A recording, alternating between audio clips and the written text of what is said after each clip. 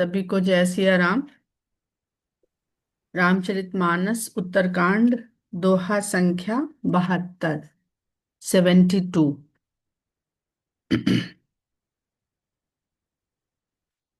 उसके पहले की चौपाई है। प्रकृति पार प्रभु सब उर्बासी, ब्रह्म निरीह बिरज अविनाशी। इहाँ मोह कर कारण नाही, रवि सन्मुख तम कबहु की जाहि। गोस्वामी जी लिख रहे हैं, जिसे काकभूषुंडी जी का जो वचन है। प्रकृति पार प्रभु सब उर्वासी। हम सब लोग प्रकृति जन्य हैं और भगवान प्रकृति से परे हैं। उसके बावजूद भी सबके हृदय में बसने वाले हैं। ये इतनी सी अर्धाली बहुत गहरी है। प्रकृति पार प्रभु सब उर्वासी। अगर हम लोग भगवान के नाम को देखें, राम, तो राम शब्द जो वशिष्ठ मुनि ने उन्हें जन्म के बाद नामकरण के समय दिया, तो वहां पर बताया कि ये बालक सुख का धाम होगा, इसलिए इसका नाम राम रखा जाए गया। तो राम और सुख का धाम में संबंध क्या है? कभी किसी ने सोचा कि क्यों राम नाम रखा, ये क्यों कहा सुख का धाम है? तो अगर हम राम शब्द की विवेचना करते हैं कि ये शब्द कहाँ से आया, अध्यात्म रामायण लिखती है कि राम शब्द जो है वो कर्ता है ही नहीं, कर्ता नहीं है, कर्ता शब्द नहीं है वो। तो राम शब्द आया रम धातु से, धातु से बना है। संज्ञा धातु ये सब संस्कृत के जो व्याकरण है, भाषा व्याकरण, भाषा प्रकार। तो रम धातु, और रम धातु का अर्थ होता है आनंद। रमति रमते रमंतः, आनंद। तो क्रिया को किसी का नाम रखा जा रहा है तो उसमें प्रत्यय लगा है आ प्रत्यय लगता है। रम को देखते हैं तो रम रा पूर्ण है, माँ के नीचे हलंत होता है जब वो केवल धातु रूप में लिखा जाता है। रम बोलना नहीं है माँ को, इतना तो संस्कृत का हम सब लोग जानते हैं कि बोल देंगे तो उसमें अकार जुड़ जाएगा, रम, है ना। लेकिन रम जैसे ओम, तो म का उच्चारण नहीं करना, क्योंकि उसमें कोई स्वर जुड़ा ही नहीं है। हलंत का मतलब है इसमें कोई स्वर नहीं जुड़ा है। तो अगर हम रामा लिखते हैं अंग्रेजी में, तो हम रामा नहीं लिखते हैं, हम उस म को एक स्वर प्रदान करते हैं, राम। राम, म कहने के लिए मुंह खुलेगा, और राम मुंह बंद, जो सही उच्चारण नहीं है। राम के लिए सही उच्चारण है राम। ओम के लिए सही उच्चारण है ओम, मुंह बंद, उसमें स्वर नहीं जुड़ा। तो रम धातु में आ प्रत्यय जुड़ता है। इसको बाद में बताएंगे कि कौन सा प्रत्यय जुड़ता है और उसका अर्थ क्या होता है। जब वो धातु के साथ जुड़ जाता है तो क्या अर्थ प्रदान करता है। इसी तरह सीता में, सीता का जो नाम रखा, अब राम और सीता का नाम एक तरह रखा गया, दोनों का जो शब्द है वो धातु है, सी, और उसमें प्रत्यय जुड़ा ता। इसकी व्याख्या करेंगे, मंगल को बताएंगे। लेकिन जो लक्ष्मण नाम है, जो सदा उनके साथ हैं, उनका जो मुख्य शब्द है वो लक्षण है और लक्षण संज्ञा है। लक्षण संज्ञा है, इतना शब्द प्रकार सबको आता है कि क्या क्रिया है और क्या संज्ञा है। तो उसमें भी प्रत्यय जुड़ता है। बहुत कठिन है वो प्रत्यय, नाम हमें नहीं याद आ रहे हैं, तो वो पुस्तक के साथ ही आपको बताएंगे। तो राम शब्द जो यहाँ पर रमने का अर्थ देता है, यही कृष्ण में है, यही संकर्षण में है। राम लक्ष्मण सदा साथ हैं और कृष्ण संकर्षण सदा साथ हैं, ये साथ ही रहते हैं। कृष्ण का अर्थ काला, संकर्षण का अर्थ जो सबको खींच ले। तो काला रंग ही सारे रंगों को अवशोषित करता है ना, काला रंग वो जो सारे रंगों को अवशोषित कर ले। तो कृष्ण और संकर्षण साथ ही रहेंगे। कृष्ण के साथ वो जो काले रंग का लक्षण, लक्षण यानी गुण, वो उसके साथ ही रहेगा। उसी तरह राम और लक्ष्मण जब नाम रखते हैं तो लक्ष्मण को कहते हैं कि शुभ लक्षणों से युक्त। तो रम तो क्योंकि संज्ञा है नहीं, क्रिया है, तो उसके लक्षण क्या होंगे? वो लक्ष्मण साथ में उनके उस लक्षण को, संसार को जाहिर करने के लिए साथ में रहते हैं। इस पे चर्चा बाद में करेंगे, अभी हम लोग अपनी चौपाई पर आते हैं। तो प्रकृति पार प्रभु सब उर्वासी, ब्रह्म निरीह बिरज अविनाशी। ब्रह्म है, निरीह है, इच्छा, इह, इह लोग कहते हैं ना हम लोग, इह लोग। निरीह का मतलब वो जो हम लोग समझते हैं कमजोर निरीह प्राणी, वो नहीं। इहलोक कहते हैं, इहलोक परलोक। इहलोक यानी इच्छाओं से भरा हुआ लोक। ये लोक ही इच्छाओं का लोक है, किसी की इच्छा से ही इसका निर्माण भी हो गया है। तो निरीह मतलब जो इच्छा रहित है, जिसकी कोई इच्छा नहीं है। जबकि गोस्वामी जी लिखते हैं निज इच्छा, अ, जो नर रूप रखा वो माया के अधीन होकर के नहीं, निज इच्छा से रखा। तो वो निज इच्छा क्यों बनाई? क्योंकि भक्त की इच्छा पूरी करनी थी। भक्त की इच्छा पूरी करने के लिए उन्होंने उसे निज इच्छा बना लिया। और वही भक्त किस प्रकार अपनी इच्छाओं को, यानी वो क्या जानना चाहते हैं, क्या देखना चाहते हैं, भगवान के ऊपर आरोपित करते हैं, लगाते हैं अपने सिद्धांतों को। जबकि भगवान आपकी ही इच्छाओं के अनुसार अपने को रूप धारण करते हैं, दिखाते हैं, समझाते हैं, अनुभव कराते हैं, जो कुछ भी। क्योंकि वो सब कुछ है। आप देखना चाहोगे वो दिखने वाले बन जाएंगे, सुनना चाहोगे सुनने वाले बन जाएंगे, निर्गुण चाहोगे वो निर्गुण बन रहेंगे। तो ब्रह्म निरीह बिरज अविनाशी, इसकी हम लोगों ने कल सुंदर चर्चा करी थी, बिरज की और अविनाशी, अविनाशी। यहाँ मोह कर कारण नाही। तो भगवान जो हैं उनके ऊपर मोह को धरना, इसका कोई कारण नहीं है। राम पर मोह का हो जाने का कोई कारण है ही नहीं। रवि सन्मुख तम कबहू की जाही, क्योंकि सूर्य के सामने अंधकार कभी जाता ही नहीं है। वो जाएगा कहाँ से? वो तो भागेगा। भगत हेतु भगवान प्रभु, राम धरे तन भूप। भक्त के लिए भगवान जो सबके स्वामी हैं, राम हैं, उन्होंने धरे तन भूप, राजा का शरीर धारण किया।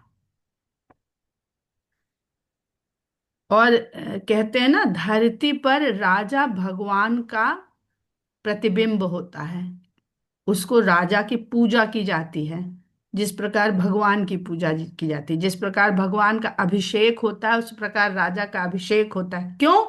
क्योंकि इस धरती पर अपने राज्य में वो अपनी प्रजा का पालन, लाड़ दुलार, रक्षा उसी तरह करता है जिस तरह भगवान सारे संसार की करता है। किए चरित पावन परम प्राकृत नर अनुरूप। और फिर राजा का शरीर जब उन्होंने धारण किया तो बड़े ही पवित्र चरित उन्होंने किए। जैसे कोई प्राकृतिक मनुष्य पुरुष करता है उसी तरह से उन्होंने अनुरूप। आगे का जो दोहा है बहुत ही सुंदर है। जथा अनेक बेस धरि नृत्य करई नट कोई, सोई सोई भाव दिखावई आपुन होई न सोई। जिस प्रकार कोई नट है, अभिनय करने वाला, गधेला से। म्यूट रखिए। जिस प्रकार कोई नट जब कोई खेल करता है, नाटक को खेल भी कहा जाता है, जब कोई नट, नाटक, नट सम्राट, ये सब अभिनय करने वाले लोगों के लिए प्रयोग होने वाले शब्द हैं। तो जब कोई नट नृत्य करता है तो अनेक वेश धरता है। प्राचीन काल में नृत्यों के द्वारा ही खेल दिखाए जाते थे। सोई सोई भाव दिखावई, मतलब वो भाव दिखाता है जो जो रूप वो धरता है वही नट है।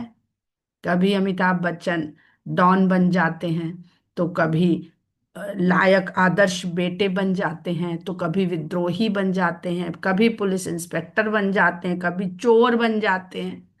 तो सोई सोई भाव दिखावई, आपुन होई न सोई। वो जो जो रूप उस लीला उस तन में धारण करते हैं और वही वही भाव दिखाते हैं जो उस राजा के शरीर को धरे हुए मनुष्य को दिखाने चाहिए, लेकिन वो स्वयं वो नहीं हो जाते। स्वयं वो राजा और मनुष्य पुरुष के रूप में राजा नहीं हो जाते हैं। असी रघुपति लीला उरगारी, दनुज विमोहन जन सुखकारी। रघुपति की जो ये लीला है ना, उर्गारी, उर्ग माने सर्प, अरि माने शत्रु, उर्गारी माने सर्प का शत्रु, यानी भ्रम के शत्रु।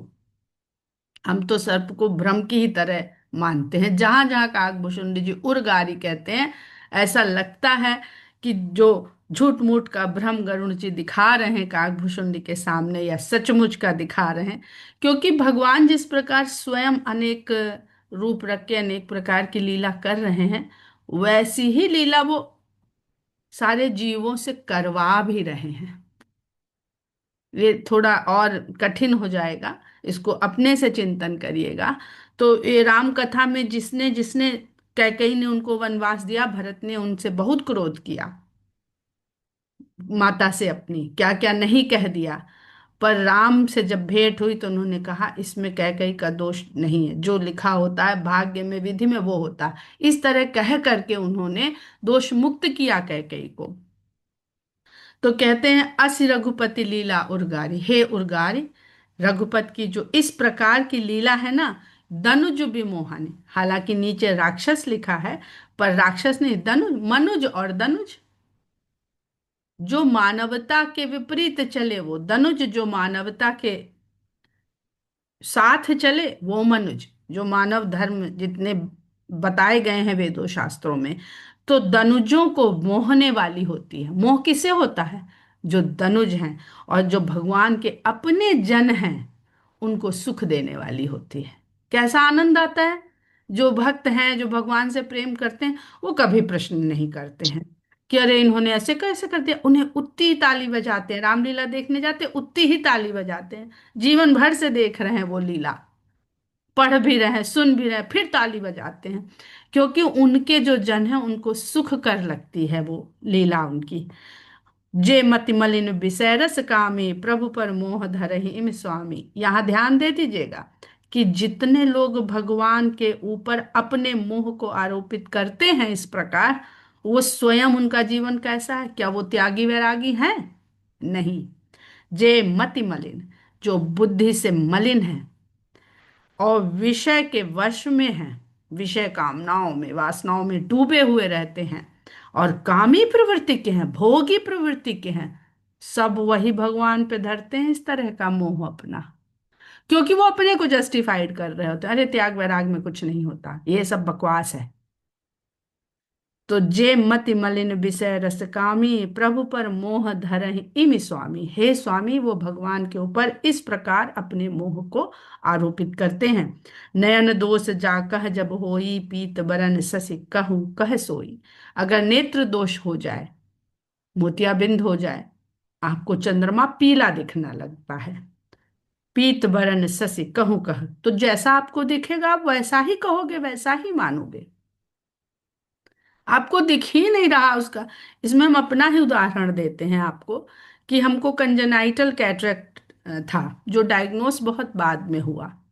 और जब 2003 में सर्जरी के द्वारा वो लेंस, जो जन्मजात लेंस था, जो डिफेक्टिव था, जो चश्मे और कांटेक्ट लेंस की सहायता से हमें देखने की क्षमता प्रदान कर रहा था, जब वो हटा दिया गया, आर्टिफिशियल लेंस डाला गया, तो अपने ही घर की चीजों के रंग हमें लग रहा था कि ये इस रंग का था क्या। हर चीज का रंग हमको ज्यादा बदला हुआ, ब्राइट ऐसा दिख रहा था, जो हमने कभी देखा ही नहीं था। तब हमें पता चला कि अच्छा, हम तो वैसा देख ही नहीं रहे थे, हम तो वैसा देख रहे थे जैसा हमारी आंख हमें दिखा रही थी, और हमारी आंख में दोष था।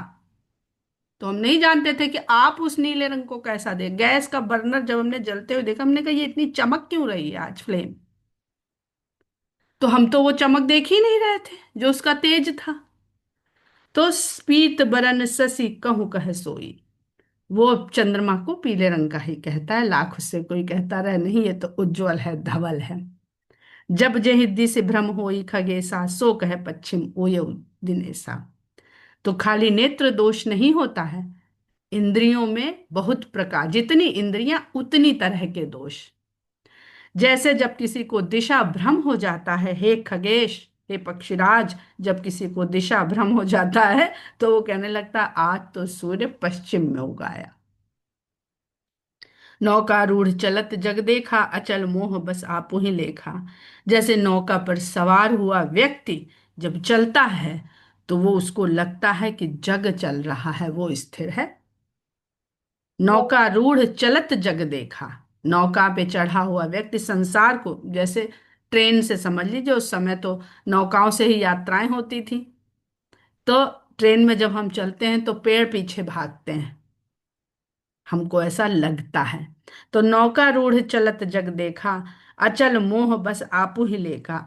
तो ये मोहवश अपने को अचल समझता है जीव, और जगत को चलायमान समझता है। बालक भ्रम ही न भ्रम ही गृहादि, जब बालक गोल गोल गोल गोल घूमता है, हम लोग भी बचपन में ये खेल बहुत करते थे। तो बालक भ्रम ही न भ्रम ही गृहादि, सब जानते हैं कि बालक घूम रहा है, घर इत्यादि नहीं घूम रहे हैं। लेकिन जब एकदम से रुकिए या चलते रहिए तो लगता है कि घर घूम रहे हैं, हम तो स्थिर खड़े हुए हैं, बिल्कुल जैसे ब्रह्मांड का गोस्वामी जी यहाँ पर चित्र खींच रहे हैं, ब्रह्मांड का। हमको लगता है हमारी पृथ्वी स्थिर है, सारा सौरमंडल घूम रहा है, हम घूम रहे हैं, वो भी घूम रहा है। तो बालक भ्रम ही न भ्रम ही ग्रहादि, कहाँ ही परस्पर मिथ्यावादी। जो मिथ्यावाद पे विश्वास करने वाले लोग हैं, वो आपस में इस प्रकार की बात कहते रहते हैं। अब मिथ्यावादी क्यों कहा गोस्वामी जी ने, झूठे नहीं कहा, क्योंकि देखने में तो वही लग रहा है ना। तो मिथ्या शब्द को समझना बहुत आवश्यक है। हरि विषय का मोह विहंगा, सपने हूं नहीं अज्ञान प्रसंगा। कहते हैं कि हे विहंग, श्री हरि के विषय में मोह हो जाए, ये तो स्वप्न में भी ऐसा अज्ञानता का प्रसंग नहीं होता। भगवान स्वप्न में भी मोह धरने का प्रसंग है ही नहीं।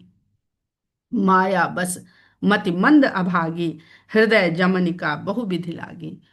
जिनको ऐसा अज्ञानता के कारण अपने के चश्मे से भगवान को देखते हैं, वो माया के वशीभूत हो करके मतिमंद हो गए हैं। बुद्धि जो अपने आप को बहुत अक्लमंद समझते हैं, वो दरअसल मतिमंद होते जाते हैं, क्योंकि इस उसके उनका अहंकार बढ़ता जाता है, अपने बुद्धि का अहंकार बढ़ता जाता है। वो अभागे हैं, और उनके हृदय में बहुत तरह के पर्दे पड़ गए हैं। एक नहीं, अनेक पर्दे पड़े हुए हैं हृदय पर, आंख में नहीं। क्योंकि भगवान दृष्टि का विषय नहीं है, भगवान भाव का विषय है।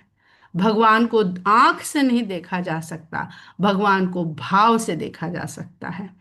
तो जो पर्दे पड़ रहे हैं, वो आंख में नहीं पड़ रहे हैं, वो हृदय पे पड़ रहे हैं, और एक के बाद एक के बाद ये, इसका बड़ा सुंदर वर्णन आगे उत्तरकांड में ही मिलेगा।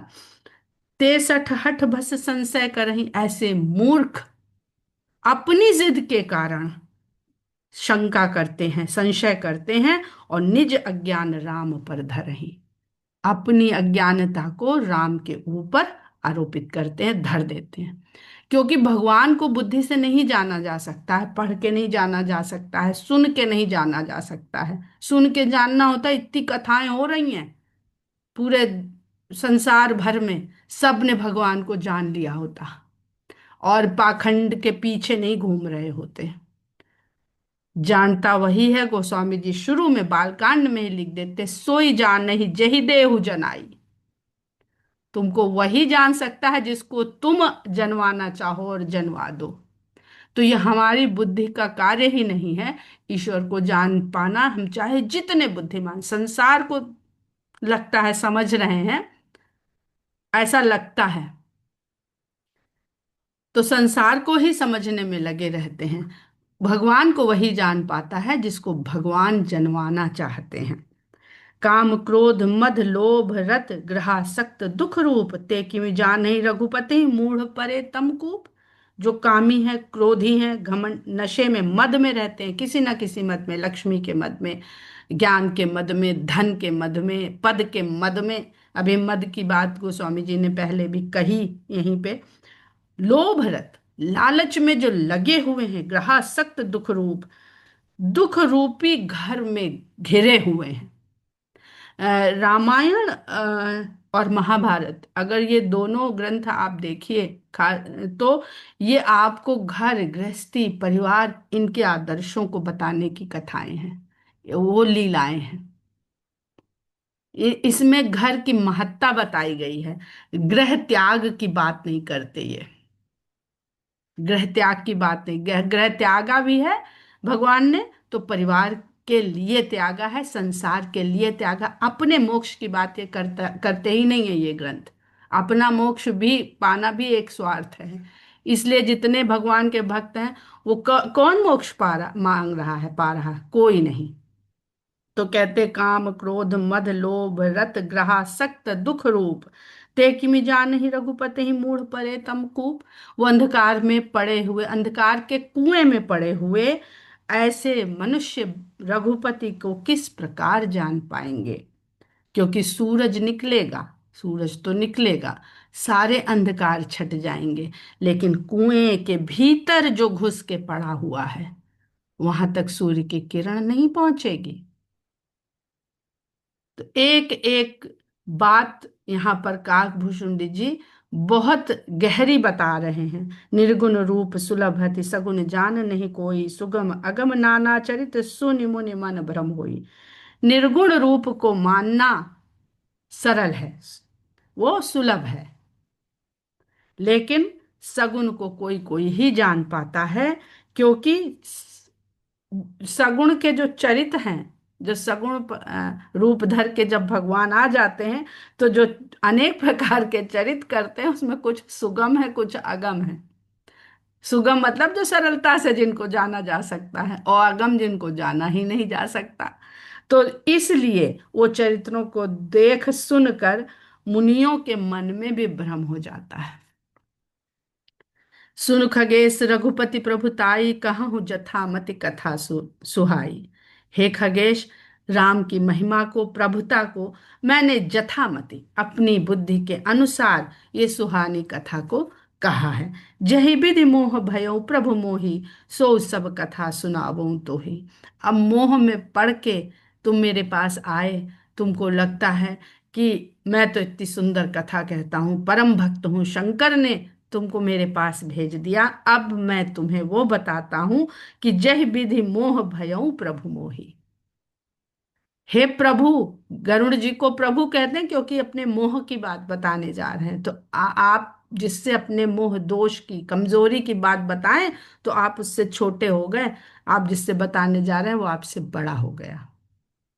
हम अपनी भक्ति की चर्चा बहुत करते हैं, बहुत करते हैं, लेकिन कभी अपने मोह की चर्चा नहीं करते कि हमको कब ऐसे मोह हुआ, ऐसे वो हुआ। और हर व्यक्ति अपने अपने भगवान से बात करता है, हर व्यक्ति। तो कहते हैं जय विधि मोह भयऊ प्रभु मोहि, सो सब कथा सुनावो। तो भगवान राम की रघुपति की सुहावनी कथा तो सुना दी, अब वो कथा भी सुना दे जिस जो हमको मोह ग्रस्त कर दिया था जिसने, वो सब कथा अब मैं तुम्हें सुनाऊंगा। क्यों? राम कृपा भाजन तुम ताता, हरि गुण प्रीत मोहि सुखदाता। आप राम की कृपा के पात्र हैं, हे तात, आप राम की कृपा के पात्र हैं, और भगवान के गुणों में आपकी प्रीति है, आप मुझे सुख देने वाले हैं। अब यहाँ पर क्या काकभूषुंड जी को लग रहा है कि जो गरुण का मोह हुआ था वो ऐसा लगता है संसार को कि उनको अपने कृत्य के कारण, भगवान को नागपाश से छुड़ाने के कारण उनको मोह हो गया था। क्या केवल इतनी ही कथा है? कि ये भी कथा है कि ये काकभूषुंड जी के शंकर ने भेजा? क्यों भेजा? शंकर जी भी बता सकते थे ये कथा, लेकिन काकभूषुंड जी अपने मोह की कथा भी सुनाए, संसार में वो कथा भी आए कि सबको कभी ना कभी मोह होता है। अपने मोह का बखान न करना, ये भी अहंकार को अपने पुष्ट करना है। मोह क्या है? दोष है। ताते नहीं कछु तुम्हें ही दुरावहु, परम रहस्य मनोहर गावहु। हे तात, इसलिए मैं तुमसे कुछ भी नहीं छुपाऊंगा, परम रहस्य मनोहर गावहु। और जो बड़े रहस्य की बात है, अपनी कमी किसी को बताई नहीं जाती, पर श्रेष्ठ मिल जाए तो छुपाई नहीं जाती। भगवान का भक्त मिल जाए उससे छुपाई नहीं जाती। तो काकभूषण जी को इतना समझ में आ गया कि ये खाली कथा सुनने के लिए मेरे पास नहीं भेजे गए हैं, इसके पीछे और भी कारण है। तो कहते हैं परम रहस्य मनोहर गावों। वो जो बड़े रहस्य की बातें हैं वो भी मैं आपको बताता हूँ। सुनो राम कर सहज स्वभाव, जन अभिमान न राखहीं काऊ। रामचंद्र जी का जो स्वभाव है उसको सुनिए। जन अभिमान, वो अपने जन का, जन शब्द जहां पर आएगा अधिकतर भगवान के जनों के लिए है। वो अपने चाहने वाले, अब जो जिनको वो अपना जन मानते हैं, उनके भीतर अभिमान को रहने नहीं देते हैं।